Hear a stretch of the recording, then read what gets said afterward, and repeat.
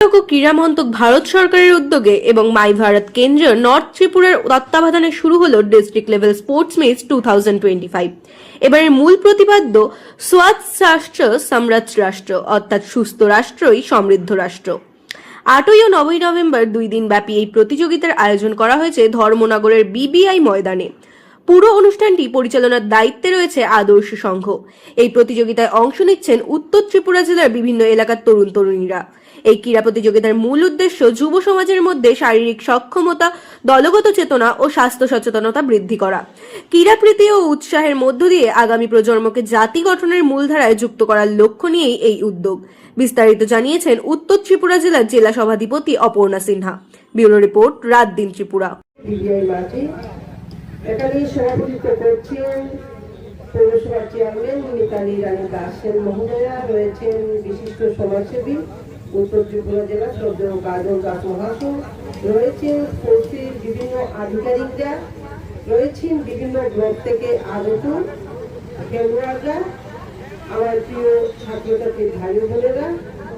আমরা অল্পক্ষণের মধ্যেই সেই প্রতিযোগিতা শুরু হবে। আমরা এখানে কথা বলছিলাম, আধিকারিক বলছেন যে উত্তর ত্রিপুরার ছেলেমেয়েরা খেলার জগতে একটা বিশেষ জায়গা দখল করে নিচ্ছে। তো শুনে নিজেকে গর্বিত মনে হয়, কারণ আমরা বলবো আমাদের যে প্রতিজ্ঞা এক উত্তর ত্রিপুরা শ্রেষ্ঠ উত্তর ত্রিপুরা গড়ার, সেটা আমাদের খেলোয়াড়রা অনেকটাই এগিয়ে নিয়ে যাচ্ছে। আজকে বিভিন্ন ক্ষেত্রে উত্তর ত্রিপুরা এগিয়ে যাচ্ছে এবং আমাদের সমাজকে আমরা একটা সুস্থ সুন্দর সুস্থ সমাজ গড়ে তোলার পরিকল্পনা নিয়ে আমরা এগিয়ে যাচ্ছি।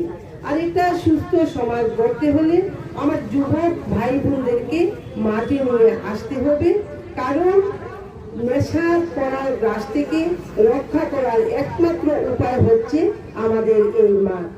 এই মাঠে যখন আমার যুবক ভাই বোনেরা খেলাধুলা করবে, তখন তারা সুস্থ থাকবে এবং আদর্শ সুন্দর রাস্তায় তারা পরিচালিত হবে। এই খেলাধুলার মাধ্যমে তাদের শরীরে যেভাবে সংগঠিত হবে, পাশাপাশি ওদের জীবন একটা আদর্শ জায়গায় গিয়ে পরিণত হবে। আপনারা সবাই জানেন, আজকে আমাদের মহিলা টিম বিশ্বকাপ জয় করেছে, সেটা মহিলা হিসেবে আমাদের গর্বের বিষয়। এবং আমার বিশ্বাস আমার উত্তর ত্রিপুরার যারা খেলোয়াড় রয়েছেন, বিভিন্ন ইভেন্টে এরা প্রতিযোগিতা করছে, ওরা সাফল্যমণ্ডিত হচ্ছে। আরো এদের সফলতা কামনা করছি, ওরা যাতে সুন্দরভাবে খেলাধুলায় এগিয়ে যেতে পারে এবং দেশের সম্পদে পরিণত হতে পারে, দেশের সুনাম নিয়ে আসতে পারে। এই খেলোয়াড়দের প্রতি এই বিশ্বাস এবং আশা আমার রয়েছে।